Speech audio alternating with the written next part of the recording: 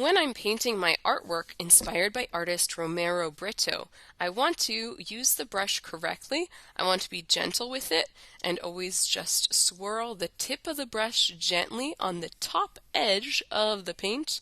I never want to smash the brush, and I want to make sure I'm washing my brush after each color and before I get a new color.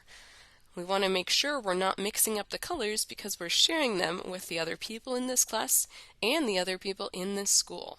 With a wet brush, whenever I'm getting it out, I can always gently wipe it on the edge. That way the water will flow back in and it won't make little droplets on my paper like if I was tapping. I always want to wipe on the edge instead of tapping. Now with my clean brush, I can choose a color I would like to use of the paint. I'm going to swirl gently on the edge.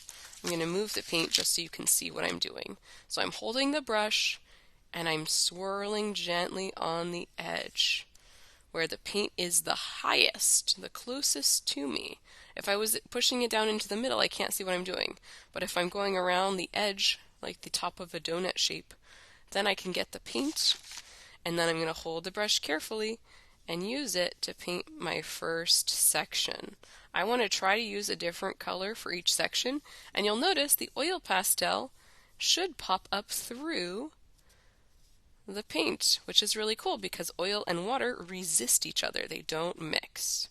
I'm trying to do my best job painting as carefully as I can by going slowly.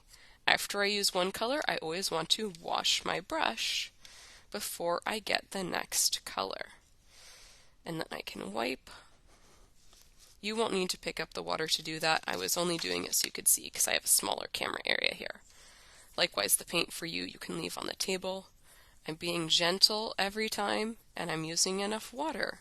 I also want to be gentle when I'm painting so I can control what I'm doing. If you can't see the oil pastel perfectly, that's okay. Art's about trying new things and learning. It doesn't have to be perfect, but I do want to try my best. Every time I finish the section, I wash my brush in the water before I get my next color. You might notice I also have a placemat all the way around the edges of my painting. That way I can protect the table. If my placemat and artwork get misaligned so that the artwork isn't on the placemat, I should take some time and reset it so the artwork is just where I want it to be. I'm so excited to see the colors that you choose for your artwork as you begin to paint it. Remember, we want to be slow and careful so we can do our best job. With this brush that I just had in the blue, can I take it and put it into the green paint? No! What do I have to do first? I have to wash it in the water. And then I can wipe, and then I can get another color that I want to use, like the green. This way we'll keep our paints nice and clean for everyone so we don't get them all mixed up.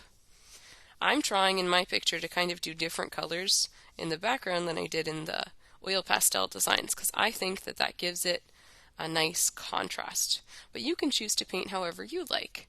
We're painting the heart and we're painting the background. Whenever you do get done painting your whole picture, I still have a lot of sections to go. But when you get done, you'll want to listen to the teacher's directions for how we're going to clean up. It's especially important that when we're cleaning up, we're moving safely and slowly so that we don't bump into anyone or make a mistake like that. Also, another tip to remember when you're painting, if you have long sleeves, you can squish them up past your elbows and that'll keep them out of the way of your paint. Remember, we're always washing our brush after each color and we're being really gentle with the brush. We're always using the tip and we're never smashing it. I'm so excited to see your artworks.